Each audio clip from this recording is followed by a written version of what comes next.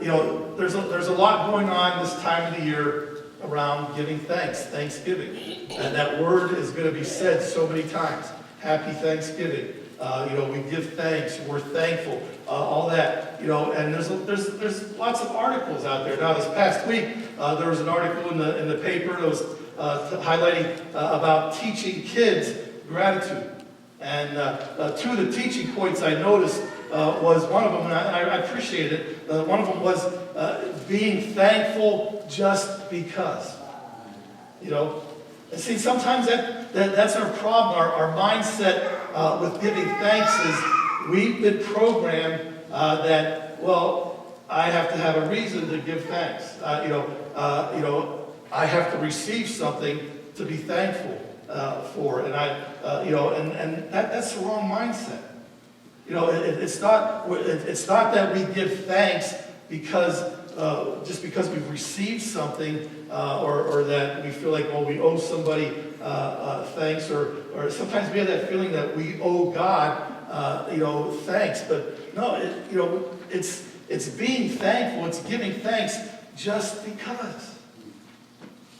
Just to be thankful. There's tremendous reasons. I mean, if you really want to get down to it, you can make that list, and there's, like the song 10,000 Reasons, or that book 1,000 Gifts. There's countless reasons to be thankful for, but at the core, at the foundation, is just that idea of giving thanks to God because of who He is.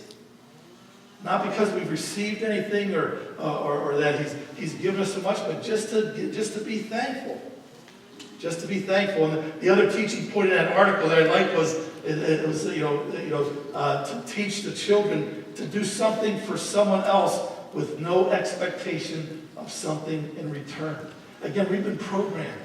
We've been programmed into this mindset that we give because we're going to get something back. That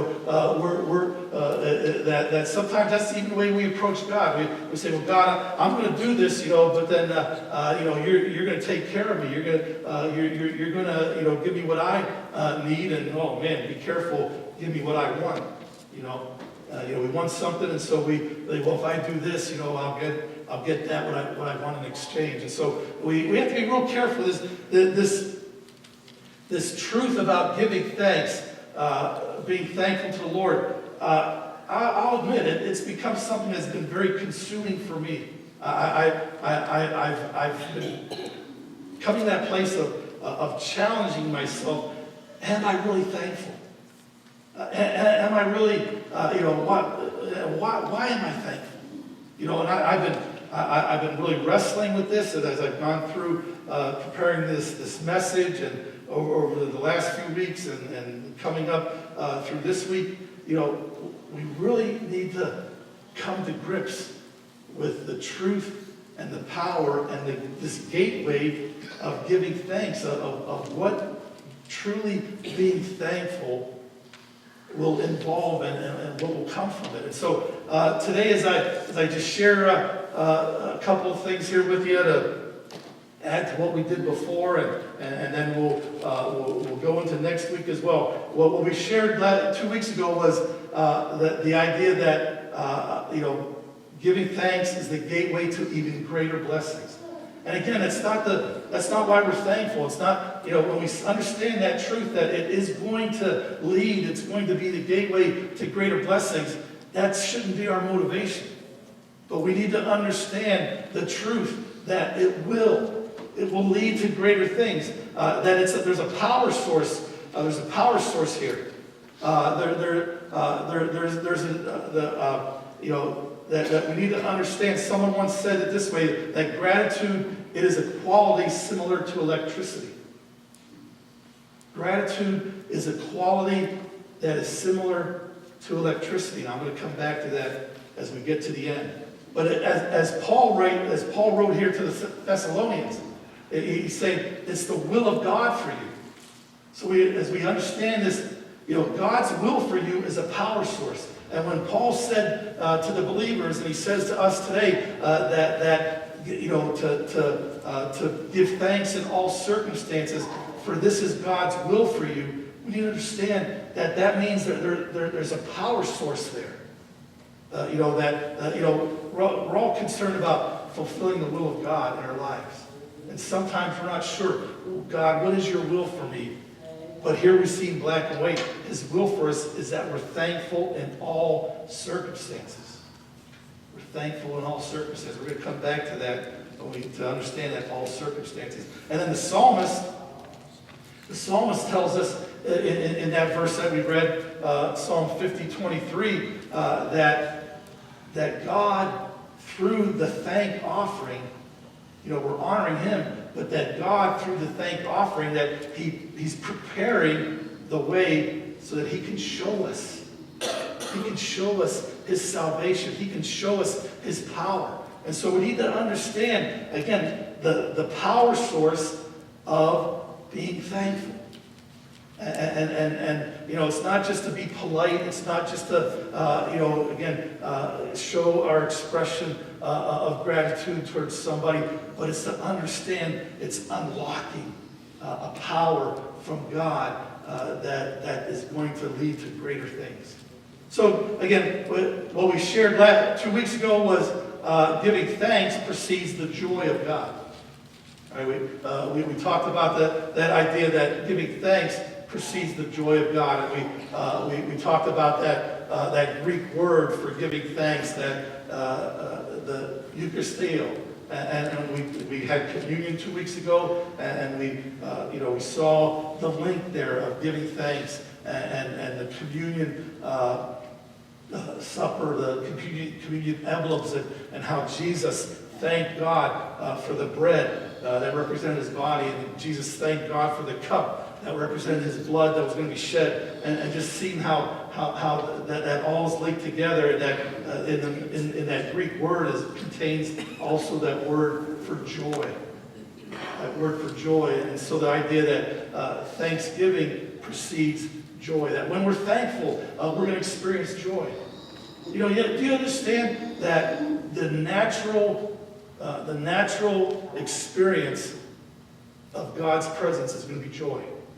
In all circumstances. It doesn't matter where you're at. It could be in a place of weakness, in a place of sickness, but that God's presence is going to bring joy. And that we can rejoice always. We can be joyful always. Because where God's presence is, there is joy. And the joy of the Lord is our strength. And so we see that giving thanks precedes the joy of God. Well, today, one point I wanted to share with you here, I want you to take with you to understand this truth, the gateway of giving thanks. Giving thanks precedes the miracles of God. We need to understand that truth, that when we are at that place, when we are giving thanks, and not with the motivation that, we're going to get something, but there's truth to the idea that when we're thankful, it's the gateway. God is preparing to show his way of miracles. He's going to show his miraculous power. And that giving thanks precedes the miracles of God. Look at the example again of Jesus. We talked about Jesus as he shared the Last Supper, the Passover meal with his disciples, and we saw that. Now look at the example of Jesus. How many remember the occasion where Jesus raised Lazarus from the dead? All right? What are some of the, again, we're not going to look it up, but what are some of the highlights from that miracle of the resurrection of Lazarus? What do you remember about it? Anybody? What do you remember about the raising of Lazarus? Dead for like 3 days. He was dead for a few days, so there's no doubt about it. He was in that tomb. He was wrapped up. He was in the grave cloth, so he was dead. What else? If he had just said Lazarus' name, everybody would have been raised. There, that thing, I heard. If he just said, "Come forth," everybody would have. All the tombs would have been opened. But he said, "Lazarus, come forth." So it was very personal. Lazarus was the only one that was raised on that day. Anybody else? What do you remember about that occasion, that miracle of Lazarus being raised up? Jesus wept. Jesus wept. He showed his emotion. said that if he had been there, her brother wouldn't have died in the first place. Right? There was Mary and Martha, Lazarus' sisters, and Jesus' encounter with each of them. And that their faith was there, that, Lord, you would have healed him. If you'd have been here, you would have healed him. He wouldn't have died. Again, anybody else? Right? And, I mean, there's a lot there. But there's something we're missing. He waited a little while. He didn't immediately go when they asked him. Jesus had heard the news of Lazarus being sick, but Jesus waited with purpose because, Jesus, knowing all things as the Son of God, he knew what he was going to do there, and so he waited. But the one thing that Jesus did that we tend to overlook and we forget, and it's there in John chapter 11, verse 41, that Jesus prayed to the Father. He prayed to the Father. Before this miracle took place, he prayed to the Father, and here's his prayer. Father, I thank you that you have heard me. That was his prayer. It was a prayer of thanksgiving. He was giving thanks that his Father heard him and that there was going to be a miracle. But again, what preceded the miracle? Jesus giving thanks. Jesus giving thanks. Jesus, he knew what was going to happen. He knew what was going to take place. He purposely delayed getting there. He shared with both Martha and Mary, and the people were there mourning, and the grave had been, and Lazarus was in there. The stone had been put in place. He was dead. He wasn't coming out of there by any human means. But Jesus didn't just speak the words and Lazarus came forth. Jesus prayed. He gave us an example. He gave us an example to pray and to thank God. And what did he thank him for? That you have heard me. And we need to understand that as we pray, that our prayer should be that offering of giving thanks to God, because he just not even that he's going to answer the way we want to answer, but that he hears our prayers. But again, to me, this shows us that giving thanks precedes the joy of God, and giving thanks precedes the miracles of God. Now, two things here I want to just add to this. All right, this idea of the power source of giving thanks, and that God's going God through giving thanks, that thanks offering that honors Him, that He's going to prepare the way so that He'll show us His miraculous power. He'll show us His salvation. As we need to understand that giving thanks precedes the miracles of God. Number one, sacrifice. The idea of sacrifice precedes God's miracles. So many times we, and again, God is able. God is able to speak and things will happen. But we need to understand that our part is that we need to make a sacrifice. We need to make a sacrifice. We need to offer that sacrifice, and we, that God, wants to move. He wants to prepare our lives for the miraculous, but we need to make a sacrifice. Everybody wants a free ride. I'm not trying to oversimplify it, but we just want God to be that vending machine that we'll just give a token and we'll get what we want, and we'll make a selection and we'll get what we want.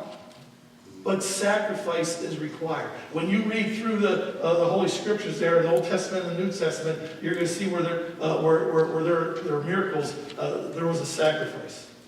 The feeding of the 5,000. Again, Jesus could have just spoke and food would have come down. But the little boy had to sacrifice his lunch. There was a sacrifice.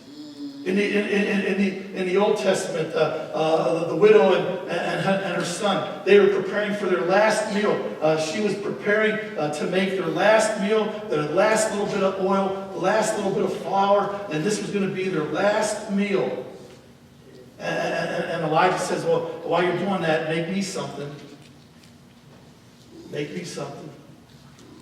And I'll enjoy that last meal with you together. But we're told that she made that sacrifice for someone, giving it to someone else than her own self. And we're told that the oil, the flour, never ran dry. It would never ran dry. Never ran dry. Thank God. But there was a sacrifice before the miracle. And so we need to understand this. Miracles come at a cost. And giving thanks is that a sacrifice offering. It's giving up of something personal, and to understand what is a real sacrifice. This is part of what's been consuming me personally. Is what have I really sacrificed? And the question I put in the notes there in the bulletin is this: is our sacrifice out of wealth, or is our sacrifice out of want? And what I mean by that is what Jesus taught in Luke chapter 21.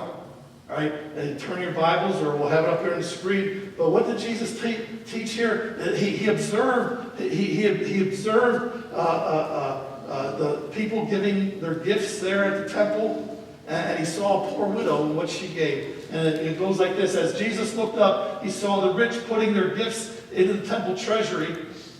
He also saw a poor widow put in 2 very small copper coins. Truly I tell you, he said, this poor widow has put in more than all the others. All these people gave their gifts out of their wealth, but she, out of her poverty, put in all she had to live on. You've heard as far as patriotic observances, you've heard that phrase, a few gave some, and some gave all. And what we need to examine, I'm trying to examine in my life is, I say, Lord, yeah, I'm making sacrifices, and you may say, yeah, I make sacrifices, but are those sacrifices out of our abundance? And we have to ask the question, is it really a sacrifice? Is it really a sacrifice? Are we really giving up something that means a lot to us? What's the value of your sacrifice? Is it your all? Is it just something that you can do without thinking? You can do and again, forgive me for challenging me and challenging us in this way, but we do the shoe boxes and we do a community meal every month, and we do a lot of things, but have we really scratched the surface of sacrificing and giving thanks to God? If it's just a token, Lord, forgive us. But if we really, examine ourselves and say, I could do. That's why, even as we look to next year, we can't just wait around for, maybe an opportunity. Sometimes we need to make the opportunities. We need to make the sacrifice, and just understanding that it's sacrifice that precedes God's miracles, and to challenge ourselves to maybe give more of our time, to give more of our resources, to make them a sacrifice. And again, like the psalmist said, he who sacrifices thank offerings, we honor God. We honor God. And I think if we really examine how do we honor God, we fall short. We fall short. I fall short. To honor him for who he is. And then if we really believe that through our sacrifice and our giving thanks, that the psalmist, the word there is that he prepares the way so that he may show us his salvation. And the thing, if what God was going to show us and reveal of his power and his salvation and his miracle, if it was based on what we were actually giving, we're not going to get much. We're not going to get much. And so, challenging ourselves, what is the true value of our sacrifice? And secondly, lastly, Sacrifice precedes God's miracles, and surrender precedes God's miracles. Surrender precedes God's. This is no coincidence that the choir had no idea what my messages were going to be about, and as they chose to do I Surrender All, God was just a confirmation to me. Just a confirmation to me to understand surrender. That's what sacrifice is. It's surrender. Surrendering your will, surrendering my will for God's will to be accomplished. And that idea is surrender all. Through the sacrifice of the thanks offering, we're surrendering our will, we're surrendering our feelings, we're surrendering our discouragement, we're surrendering our hurt, we're surrendering, maybe it's bitterness that we need to surrender, maybe it's, again, what does it say? Give thanks in all circumstances. All circumstances. Can I challenge you? Can I ask you, what are you surrendering? What are you sacrificing? The feelings that you have. The feelings that you have about somebody else. They've wronged you. They've done something to you. Have you thanked God for them?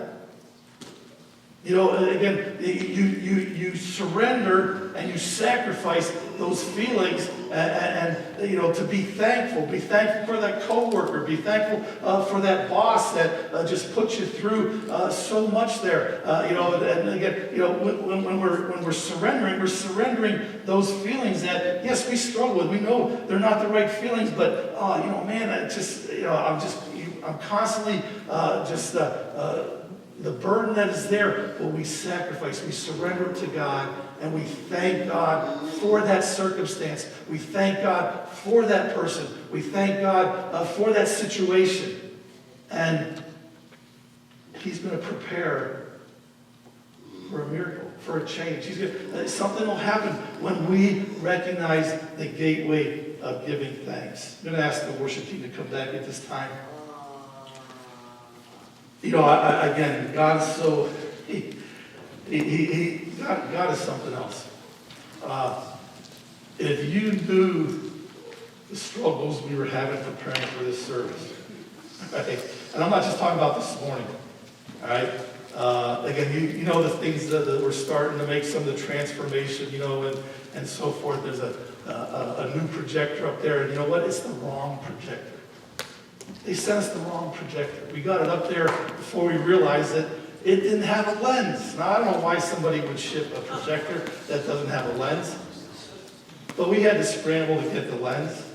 It was a great picture, but we're going to have to climb up there again and change it out when they send us the right ones. All right? But that was this week. And this morning,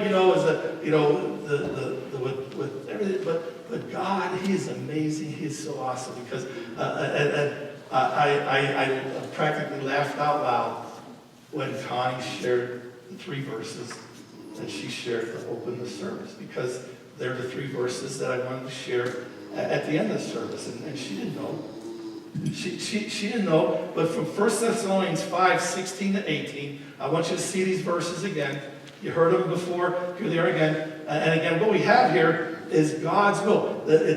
I've shared with you verse 18, but that's not the whole sentence. When Paul wrote this, the whole sentence, the whole exhortation was verses 16 through 18, where he says, "Be joyful always, pray continually, give thanks in all circumstances, for this is God's will for you." So God's will for you is not just to give thanks, but God's will for you is to be joyful, to rejoice always, and to pray continually. And we need to understand what that is. That's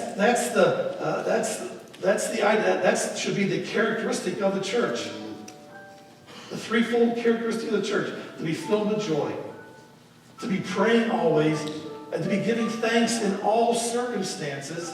And that's God's will. It's like a rope, and those are the 3 strands of the rope: joy, prayer, and thanksgiving. As we see this, it's like a perpetual, the perpetual characteristic of the church. It's ongoing. Our joy never ends. Our joy never ceases. Our prayer, it's not just certain time, but we're praying always, and we're always giving thanks in all circumstances. And we understand, this is when I shared that quote from William Faulkner, an American writer. He said, gratitude is a quality similar to electricity. It must be produced, it must be discharged, and it must be used up in order to exist at all. And so we need to understand the power source of giving thanks, and the power source of praying, and the power source of just being joyful, and that it's produced in us, and we let it flow, and it's just perpetual. It's just perpetual, church.